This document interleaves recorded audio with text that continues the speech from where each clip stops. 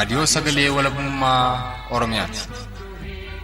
Raadiyoon sagalee walabummaa Oromiyaa karaa marsariitii independent.oromia.org torbanitti yeroo lama kan isiniif dhiyaatu amma jalqaba. Raadiyoon sagalee walabummaa Oromiyaa akeeka qabsoo kan saba Oromoo bilisaaf biyya Oromoo walab sirna dimokiraasii faqaan bulu deebisanii gadi dhaabuuf godhamu deeggara. Akeeka qabsoo kanaaf gallisuufis hojjeta. Birmadummaan Oromoo dafqa dhiigaaf lafee ilmaan Oromoon dhugooma jedhee amana. Dhaggeeffattoota isaas wareegama qaalii kanaaf kakaasuuf carraaqa. Kun raadiyoo sagalee walabummaa Oromiyaati.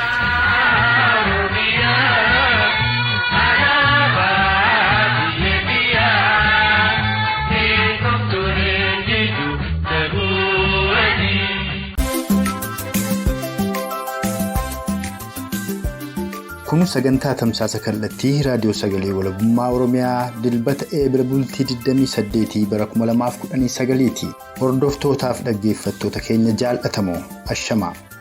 Kan isa yoo ifatan xiyya dhugaa isaatii jalqaba irrattis ijoolee gabaasaalee odeeffannoo kallattiin gara kutaalee Oromiyaa garaa garaatti bilbiluun Oromootarraa argannee fi odeeffannoo qabatamoo maddeen keenya garaa garaarraa arganne isin dhageessisuun sagantaa keenya guyyaa irraa aanfanna. Innis miseensonni waraana bilisummaa Oromoo WBO tibba darbe summii nyaachifamuun hospitaala Walisootti yaalamaa turan fedhii isaanii malee dirqiidhaan gara mooraa waraanaa Xoolleetti kan deebifaman ta'ullee yeroo ammaattis dhukkubbiin itti jabaatee gara hospitaalota olaanoo magaalaa Finfinnee fi Adaamaa keessatti argamanitti ol deebifamaa jiraatu odeeffannoo kallattiin bilbilee Oromticha magaalaa Walisoorraa arganneen beekuun danda'ameera. Bifuma wal fakkaatuun Oromoonni kumaan lakkaa'aman kanneen mooraa leenjii waraanaa Xoollee keessatti hidhamuun daramaa turan tibba kana kanneen 3,000 ta'an kan gadhiifaman ta'ullee battaluma Oromoonni 3,000 ta'an gadhiifamanitti dachaa akka ta'an ammoo mooraa leenjii waraanaa Xoolleetti geeffamuun kan dararamaa jiran ta'uu fi Oromoota yeroo ammaatti mooraa leenjii waraanaa Xoollee keessatti rakkoo hamaaf saaxilamanii jiran keessattis abbootiin gadaa Maccaa Gujii Booranaadhaa hedduminaan kan keessatti argaman ta'uu Oromticha mooraa leenjii waraanaa Xoollee keessatti baatileef dararamaa ture tibba kana beerraa odeeffannoo kallattiin bilbilee arganneen beekuun danda'ameera. Guutummaa odeeffannoo kanaas qaama sagantaa keenya guyyaa irraa keessatti kan isiniif dhiyeessinu ta'a. Kun kanaan osoo jiru waraanni bilisummaa Oromoo WBO'n raayyaa ittisa Impaayera Itoophiyaadhaa kan muummicha ministeera Impaayerichaa Koloneel Abiyyiin durfamuun qabeenya Oromoo fi lubbuu Oromoo mancaasaa jiran Oromoo irraa qolatuun godinaa Qellem Wallaggaa Hona Garjeedaa keessatti tarkaanfii boonsaa WBO'n guyyoottan 3 kana keessa fudhateen raayyaan ittisa Impaayera Itoophiyaadhaa lakkoofsaan 80 ta'an bakka tokkotti waraana bilisummaa Oromoo WBO'n mancaafamuu fi gama miseensa waraana bilisummaa Oromoo lola isaan irraa qooda fudhataniirraas miseensonni waraana bilisummaa Oromoo 2 wareegamuu odeeffannoo maddeen keenya Hona Garjeedaarraa arganneen beekuun danda'ameera. Odeeffannoo guutuu injifannoon WBO'n galmeesse ilaalchifnee arganne kanas qaama sagantaa keenya guyyaa irraa keessatti isin biraan geenya. Dhumarrattis gochaalee ammeenyaadhaa giddugala Oromiyaa naannoo magaalaa Adaamaatti ilmaan Oromoo irratti raawwataa jiru ilaalchifnes odeeffannoo qabnaa. Turtiin keessa nagadhumaatti nufaanaa ta'u jecha jalqaba irratti odeeffannoo guutuu dhimma miseensota waraana bilisummaa Oromoodhaa mooraa leenjii waraanaa Xoolleetti summii nyaachifamanii hospitaala turanii fi yeroo ammaatti immoo fedhii isaanii malee gara leenjii waraanaa Xoolleetti deebifamanii ammas dhukkubbiin itti jabaannaan gara hospitaala olaanaa magaalaa Finfinnee fi Adaamaa keessa jiranitti geeffamaa jiraatu ilaalchifne odeeffannoo guutuu Oromticha magaalaa Walisoorraa arganne isin dhageessisuun sagantaa keenya aanfanna turtiin keessa nagadhumaatti nufaanaa ta'u jechuun kan isin hawwatu Anitikii dhugaa isaatii gulaalaan suur-sagalee Mo'aabuu baas nufaana jira. Oromtichi magaalaa Walisoorraa dhimma miseensota waraana bilisummaa Oromoo WBO'n itti meessi dubbisaa akka taanu kanatti aanfataa itti dhiyaadha.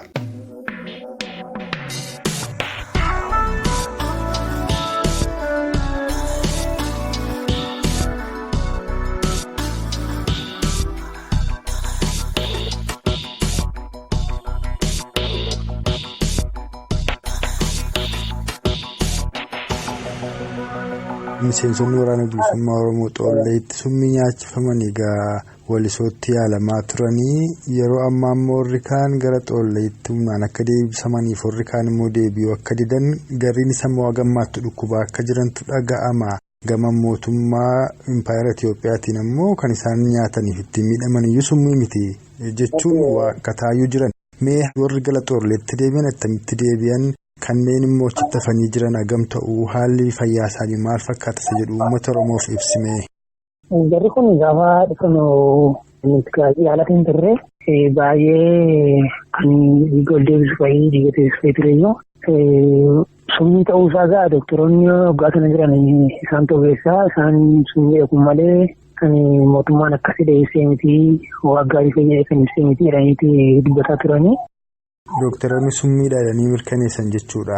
Miidhaa yookaan immoo mallattoo isaan irratti argan irraa ka'anii. Achirraa ka'anitti lafa ka'anii saampilii illee kan isaan ol deebisee irraa fudhatanii turanii. Sanumayyuu immoo mootummaan doorsisee irraa fudhatee hospitaala sana jechuudha. Hospitaala Walisoo doktoroota irraa saampilii isaan fuudhan doorsisanii. Saampilii isaan fudhatan irraa fudhatee. Tole. Achiis immoo jarri isaan illee hin deebinedhanii turanii. Warreen achitti immoo nuuf habaan malee nuti hin deebinu waan jedhu kaasanii. Booda siyaasa keenya sirriin ta'uu waan jedhu wayii leenjiidhaan barbaannee waan jedhu wayii ol deebi'ee ture. Osoo isaan dhukkubsaa keessa jiranii. Isaan dhukkubsaa jiranii jarri kun dhukkubsannee leenjiidhaan barbaannee kanaaf bo'oo barbaadanii waan jedhu yoo lola kaasnaa kan nuuf guyyaa muraasa waan ta'eef deebinee leenjii fudhannee baanaa waan jedhu yaada kaasanii waliin mariitti deebi'anii jechuudha. Amma yeroo deeman kana fayyanii deeman immoo attam yeroo simbiraati gara Xoolleetti deebi'uuf kan hafanoo hin jiranii hospitaala Walisootti. Yoo deebi'an amma isaan kun fayyaadha jechuun hin danda'amu beekaa atuma nagaa qaban atuma deemaa jiranii kufu hooyya'anii atuma nama faana deemanii haasa'an nuti kan isaanii kufa waan ta'eef fayyaan isaaniis hin beekamu. Haa ta'u garuu warri xiqqoo yeroo sanatti fayyaa qabu namoota muraasa yammisiitti isaaniin bu'anii. Namoonni isaanis booda immoo ituma dhukkubaa jirutti kan hospitaalichi galaa jedhani. Amma walumaa galatti namni hospitaala Walisootti hafeen jiru guutuudhumatti jechuudha kan isaan gara Xoolleetti deebi'an.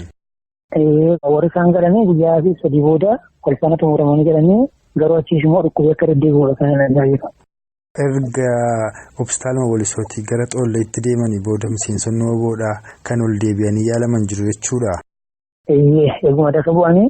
Kaan Adaamaatti ergamee yaalamaa jira. Kaan immoo garuma Finfinneetti kaan gara Walisootti ergamanii yaalamaa jiru. Amma walumaa gala hagam turan miseensonni waraana bilisummaa Oromoo summii nyaachifamanii hospitaala Walisootti dhufanii yaalamaa turan sun. Baay'ina isaanii dhaabbataan hin beeku. Garuu nama 200 ol ta'u. Egaa amma yeroo summii sana nyaatanii dhufanii isa meeshaa hiikkatanii galanii gaabbii attamitti dhaga'amaa ture. Waan itti sittee dhageesse qabdaa miseensota waraana bilisummaa Oromoo summii nyaatanii hospitaala Walisoo turan kanarraa. Yaada garaagaraa qabu baay'een isaanii. Kaan isaanii durumayyuu fedha keenya miti. Amanamummaa mootummaa nu qabu kanatti ilaallaa jennee gallees kan jedhan yaadan jiru. Kaan immoo haala garaagaraatiin to'atu hin beekne akka waan tokko irratti raawwatanis kan jedhan jiru. Haa ta'u garuu abdii kanaan qabnu jedhu. Abdii akka kanaatiin keenyee summii nyaachifamaatuma biyya keessatti hin qabnu waan ta'eef. Akkasumas immoo mana afaanisis galmaan hin gahamne waan ta'eef haamilee ittiin gallee maatii keenya biratti illee hin qabnu jedhanii yaada kan kaasan jiru. Miseensota waraana bilisummaa Oromoo warra hidhatanii bosonatti hafaniif dhaamsa akkamiifaa dhaamaa turan? Nuti danuu dogoggorree irraa jedhu. Nuti dogoggorra keessa isinirraa lamaan dogoggorruu isin jabaadhaa. Innillee sammuu lafa keenyee meeshaalee lafa keenyee gallee isin waan isin jirraa waan jedhu wayiidha kan isaan dubbatan. Egaa uummanni Oromoodhaa magaalaa Walisoo naannoo sanaa yeroo sana akka malee onnateetu onneedhaan gadi ba'ee sagalee isaa dhageessisaa ture. Sanaas immoo bakka garaagaraattis warraaqsitti dhufaa jira. Gara fuula duraatti mee qeerroof qarreen Oromoodhaa magaalaa Walisoo naannoo sanaa maal jedha? Abdii qabduu mootummaa kanarraa moo warraaqsi itti bufee mootummaa kun fonqolee Oromiyaa walaboomtee Oromoon bilisummaadhaan biyya isaa keessa jiraatuu qabaa ejjennoo jedhu qabdu laata isa kana nuu ibsime. Inni beektee mootummaarraa wanta abdoon hin qabu jijjiiramni kan dhufoota sirna murtaa'e jijjiirama irratti dhufa. Dirqamni itti dhufnaan arraba jijjiiratanii akka waan jijjiiramni dhufeetti fudhatu malee sirnuma kaleessa isaaniittiin maammatuma ittiin baafateetuma ittiin bushaa jiran sana wanti haaraan dhufu hin jiru waan ta'eef lakki akeekuma qabsoon Oromoo kun eegalamee amma galma gahuutti nuti warra kaleessa isaarraa wanta abdii qabnu waan qabnu. Kan amma dhageessan kun odeeffannoo kallattiin gara magaalaa Walisootti bilbiluun haala miseensonni waraana bilisummaa Oromoo summii nyaachifamanii gidirfamaa turaniif ammas keessa jiran ilaalchifne odeeffannoo irraa arganneedha. Akka Oromtichi magaalaa Walisoo kun nutti himettis miseensonni waraana bilisummaa Oromoodhaa mooraa leenjii waraanaa seenanii jiranii fi kanneen qorichaa yookaan summii nyaatanii jiran kun miseensota waraana bilisummaa Oromoo bosona jiraniif meeshaa hiikkachuu akka hin qabne mooraa yookaan dhimma araaraas yaaduu akka hin qabnee fi qabsoo jabeessanii itti fufuu akka qaban uummanni Oromoos waan danda'een waraana isaa wooboo biraa akka dhaabbatu qabu dhaammataa turuu isaaniiti kan inni dubbate. Kanatti aansuudhaan ammoo Koonyaa Qellem Wallaggaa Hona Garjiidaa keessatti tarkaanfii wooboon loltoota mootummaa kunuunfataa Impaayera Itoophiyaa Koloneel Abiyyiin bobbaafaman irratti tibba kana fudhatee fi injifannoo boonsaa inni galmeesse ilaalchifne kan Oromticha Hona Garjiidaa irraa kallattiin bilbilee arganne sin dhageessifnaa. Oromtichi Hona Garjiidaas tarkaanfii boonsaa wooboon galmeesse akka taanu kanatti nu ibsuun dubbisaa anfataa ammas nu faana tura. Godina Qellem Wallaggaa Hona Garjiidaa jedhamutti kan kaleessa isaanii walitti bu'an bakka adda labaan jedhamutti ganama sa'aatii 12 walakkaa irratti bishaan buusa gatta'uutiin gara sana deemani. Raayyaan ittisaa. Tole. Waraanni bilisummaa Oromoo tarkaanfii ofirraa deebisuu fudhateenii raayyaa ittisa biyyaarraa kan wareegaman lakkoofsaan 80 ta'u. Kan madaa'an jiranii gama waraana bilisummaa Oromootiin immoo wareegaman nama 2. Jimaata ganama jechuudha gaamma kun. Ganama sa'aatii 12 walakkaadhaa kaasee amma galgala sa'aatii 12tti kan walitti dhukkaafamaa ture. Guyyaa guutuu bakka labaan jedhamu sana iddoo garaagaraa lamatti kan isaan walitti fokkosaa turan guyyaa guutuudhaan jechuudha. Dhumarratti akkamittiin adda ba'an har'a kanoo maaltu jira amma naannoo sana naannoo Garjiidaadhaa? Egaa erga tarkaanfii fudhatame qaamni isaanii baay'een kun ergamuu gara Wallagga lixaa naannoo Beegii namutti fi dhukaasii jedhame sammuu ammaa fi dalagaan adda ba'een jiru har'ammoo gara sana malee gara Garjiidaatti irra dhaabbateera. Uummatni naannoo sanaa attamitti jira amma dararaan jira laataa naannoo lolli kun itti gaggeeffame? Erga tarkaanfiin kaleessaa fudhatame humna isaanii keessaa amma sun wareegame humna dabalataas gara Finfinnee irraa waraanni gurguddaadhaan har'ayyuu gaffa'aa jiru. Baay'inaan gadi bu'uuraa jiru gara sanatti humna dabalachuudhaaf jechuudha. Uummati gara dhukaasii itti banamu kanarraa dheesseenuma gara manaatti deebi'e. Amma miseensonni waraana bilisummaa Oromoo kan wareegaman kun Oromoo naannoo sanatti dhalatanidha moo kutaa Oromoo kan biraa keessaa gara Maccaadhaa dhufanii warra qabsootti jiranidha laata? Lamaan isaanii nama naannoo sanaa miti namni tokko gara Horroo Guduruu Wallaggaa Iddoo Shaamtuu jedhamudha. Inni lammataan immoo gara naannoo Amboo naannoo Shawwaa keessaadha malee namoota dhalatoota naannoo sanaa miti. Sanaaf amma kanaan dura miseensonni waraana bilisummaa Oromoodhaa lixa jiranii kan naannoo tokko qofa jedhanii kan ololaa turan waraanni bilisummaa Oromoo boon gamas jiru kutaadhuma Oromiyaa hunda keessaati gara lixaa dhufee kan qabsootti jirudha jechuudha kanarraa kan hubannu. Dhalataa iddoo sanaa qofa kan taanedha kan inni agarsiise gara Shawwaatii fi Horroo Guduruu jechuun akka kallattiidhuma Oromiyaa hundarraa hobbiirra warra jiranii jechuudha. Egaati uummanni Oromoodhaa yoo hin tumsine yoo golgaa hin taaneef yoo odeeffannoo hin laanneef wooboon qophaa dhaabbatuu hin danda'u. Mee uummanni Oromoo Maccaadhaa bifa kamiin kan inni wooboo deeggaraa jiru? Atoo dhaamsa waliigalaa attamii qabda uummata Oromoo hundaafi? Akkuma beekamu gaa uummatii Nutuuraa ittisa biyyaatiin tarkaanfiin irratti fudhatamuu reebichi mana cufsiisuu maal gochuun irratti gaggeeffamu waraana bilisummaa Oromootiin dhaabbachuun waan danda'uun nyaata dhiyeessuuf hin ta'u gara ijoolleen sadarkaa qabsoo irra gahanlee baay'inaan gara qabsootti makuutiin haa ta'u amma yoonaatti bukkee dhaabatee yoonaan jechuudha ammas gara duubaatti kunneen jabaatee waraana bilisummaa Oromoo bukkee dhaabachuudhaan raayyaa ittisa biyyaa kana saba isaarraa akka qolatu dhaamsa qolna bare. Tole egaa guddoo galatoon fuuldura sitti deebiinsi odeeffadhaa kanarraa odeeffannoo guutuun sirraa argadhe kallattumaan karaa raadiyoo sagalee walabummaa uummata Oromoo bal'aanaan dhageessisaa horii bulii. Egaan kan amma dhageessan kun waraanni bilisummaa Oromoo zoonii lixaadhaa tarkaanfiinni tibba kana raayyaa ittisa Impaayera Itoophiyaa uummata Oromoo obbaasaa jiru irratti fudhatee fi ijaa yookaan aloonni baafate ilaalchisee kan Oromtichi Hona Garjiidaa nutti meedha. Kanatti aansuudhaan ammoo Oromoota kumootaan lakkaa'amanii fi kanneen mooraa leenjii waraanaa Xoolleetti gidirfamaa jiran keessaa kan lakkoofsaan 3,000 hin caallee torbee lamaan kana keessaa kan lakkifaman ta'uu fi yeroo isaan lakkifamanittis Oromoonni kabiroon dachaan qabamanii mooraa leenjii waraanaa Xoollee galfamuun gidirfamaa kan jiran ta'uu kan Oromtichi magaalaa Walisoo mooraa leenjii waraanaa Xoolleetti gidirfamaa ture. Qabatamaatti haala Oromoonni keessa jiran nutti isin dhageessifnaa. Oromtichi Xoolleetti hidhamee gidirfamaa tures akka ittaanu kanatti haala Oromoonni keessa jiran dubbataa itti dhiyaadha. Gaafa muummichi ministeeraa Dr. Paarlamaa irratti dubbatan kana booda namni takka ragaan irratti argamu malee hidhamuun hin jiru waan jedhuutti dubbataa turanii garuu dubbiin kun soba ta'e argamee namuu akkuma makaraa deemutti kan inni haramee bakka sanatti guuramaa ture jechuudha. Ani baatii 3 kan achi ture. Baatii 3 achi ture keessatti wantoota garaagaraati mooraa sana keessa kan jiru. Yoo nuti gallakkifamnu gara nama 1,300 akkas taanee gallakkifamne na biraa yoo gaasa namoo kana ta'e yoo xiqqaa ta'e naannoo gara nama 3,000 ta'u. Ana qofallee miti gaa mooraan sun keessi bal'aadha waan ta'eef immoo baay'ina keenya waliin beeknu eeguma nuti waan iyyuu kan achitti namaa ture nama danuudha jechuudha.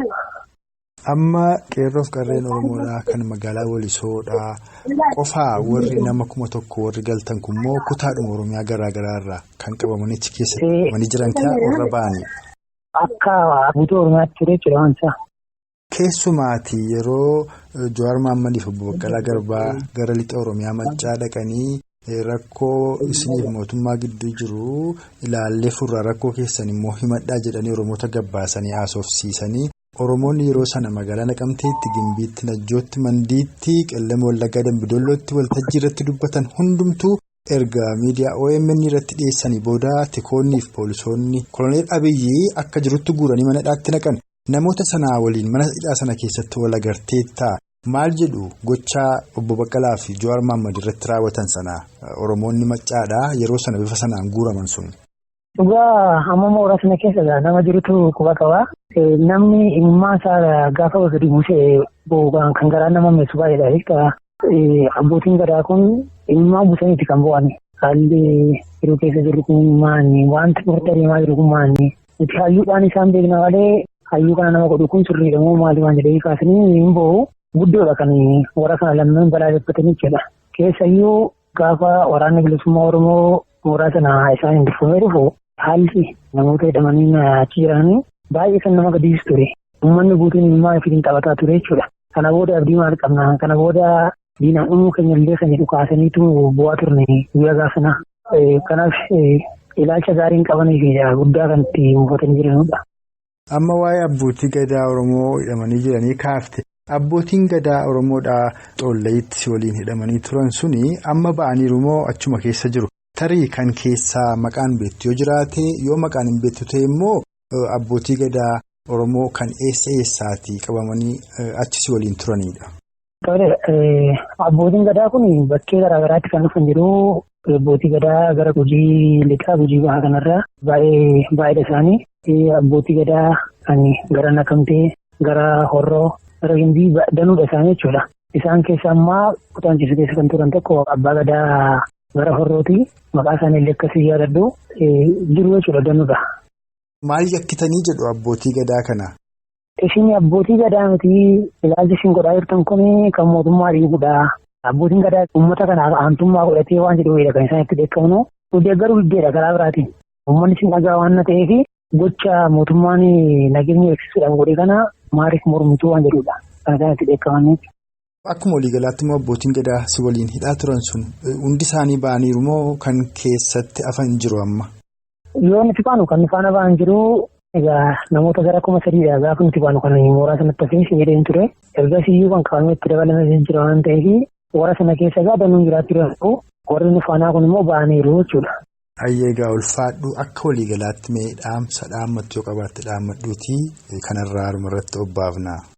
Dhaamsi namni qabu uummanni tokko gaafa gabroomee gabrummaa jala ba'uu fi tattaafatu dhiibbaan itti hammaachuu waanuma jirudha. Dhiibbaa itti jabaatee dhufu kan ammoo danda'uun yoo isaati gaa sana keessatti wantoonni nama gowwoomsanii fi wantoonni nama nuffisiisa wanta jiruu fi isa kana jechoominaa fi hubannaadhaan itti adeemuun gaarii ta'a. Isa kana hawaasa maraan akka nu geessudha. Tole dhugaadhumatti Oromtichi mooraa waraanaa Xoollee keessatti raayyaa ittisa Impaayera Itoophiyaa Koloneel Abiyyiin dararamaa turtee dhiyeenya mana hidhaatii baatee haala waliigalaa mooraa waraanaa Xoollee keessatti sin mudataa turee fi magaalaa Wallisoo keessattis ammoo mudannoo miseensota waraana bilisummaa Oromoo summii nyaatanii dhufanii ijaan argite karaa raadiyoo sagalee walabummaa Oromiyaa uummata Oromoo bal'aaf waan qooddeef guddoon si galatoomfadhaa horii bulii. Dhimma Oromoota mooraa leenjii waraanaa Xoollee keessatti hidhamanii gidirfamaa jiran ilaalchifnee kan Oromticha magaalaa Walisoo kan mana hidhaa yookaan mooraa leenjii waraanaa Xoollee keessatti baatileef gidirfamaa turerraa arganne kana fakkaata. Kanatti aansuudhaan ammoo shira Oromoota magaalaa Adaamaaf naannoo saniirratti kaabinoota yookaan dabballoota ODP takkaa'uu OPDO'n raawwataa jiru ilaalchifnee kan Oromticha magaalaa Adaamaa irraa arganne isin dhageessifna ammas nu faana tura. Egaa yeroo darbee magaalaa Adaamaa keessatti jeequmsatu ture. Filattoonni saba biroo poolisii Oromiyaa irrattis reebicha irraan ga'anii turani. Yeroo adda addaattis rakkoon akkasii jira. Fakkeenyaaf baankiin Abisiiniyaa maqaa duraan Sidaasee Moggaasee Naazireet kan jedhu sana fayyadama. Inni rakkoolee akkasii jiru haa ta'u malee immoo bulchiinsi immoo homaa hojjechaa jiru. Kan biraan ammoo egaa miseensonni waraana bilisummaa Oromoo boorri Xoolleetti summii nyaachifamanii magaalaa Adaamaatti yaalamaa turanii ammallee warri achi jiran jiru jedhama. Kaanis gara biraatti geeffamanii jedhama. Warri summii nyaatan kun immoo agammaattuu hin fayyin jirus jedhama. Mee waan quba qabdu kanarraa illee nutti himi. Warri summii nyaachifamanii irra caalaan isaanii akka fayyanii fi gara mooraatti immoo deebi'uu diduu isaaniitti fi mooraatti deebi'uu diduu isaanii homaa sichi wabii hin qabnu waan jedhuufaan kan ka'e.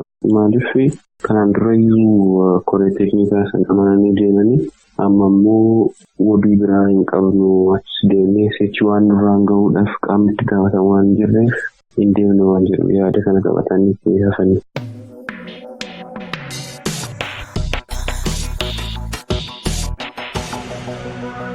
Shira magaalota addaa naannoo magaalaa Finfinnee fi magaalaa Adaamaa keessatti kaabinoota ODP takkaa'uu OPDO kanneen afaan Oromoo baratanii fi Oromummaa hin qabne akkasumas Oromoof quuqama tokko hin qabneen ilmaan Oromoo irratti raawwataa jiru ilaalchifnee odeeffannoo guutuu gara fuula duraatti kallattiin bilbilee kan isiniif dhiyeessinu ta'a. Sagantaa keenya irraatiin rakkoo neetwoorkii bilbilaa nu mudateen guutummaatti odeeffannoo guutuu isin qaqqabsiisuu hin dandeenye.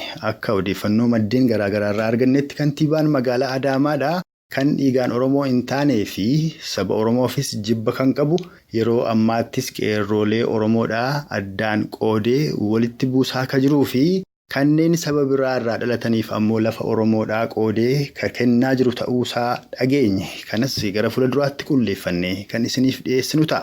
Turtii qaataa ilaa ammaatti nu faana qabaattaniif horaa bulaa jechuun wallee warraaqsaa itti aanu kana isin afeeree aga sagantaa keenya yeroo ittaan walitti deebinutti kan nagaa isinitti dhaammatu Anaatiikii Dhugaasaa fi Ulaalaa Suur Sagalee Mo'aabuu Baatii uumaan nama borii nu tolchinna.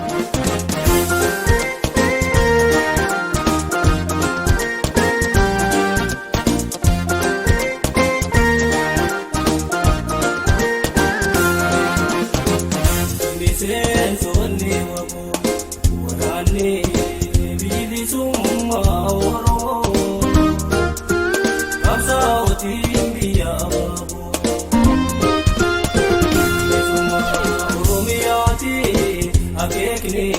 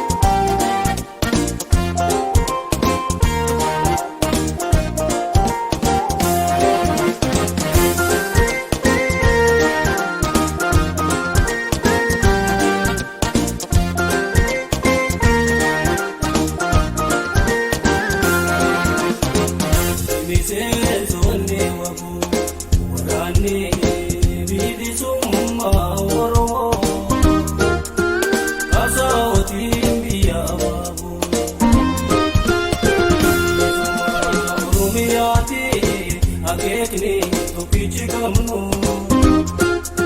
hin kurramamnu biyyaaf duullee lubbuullee dhabnu.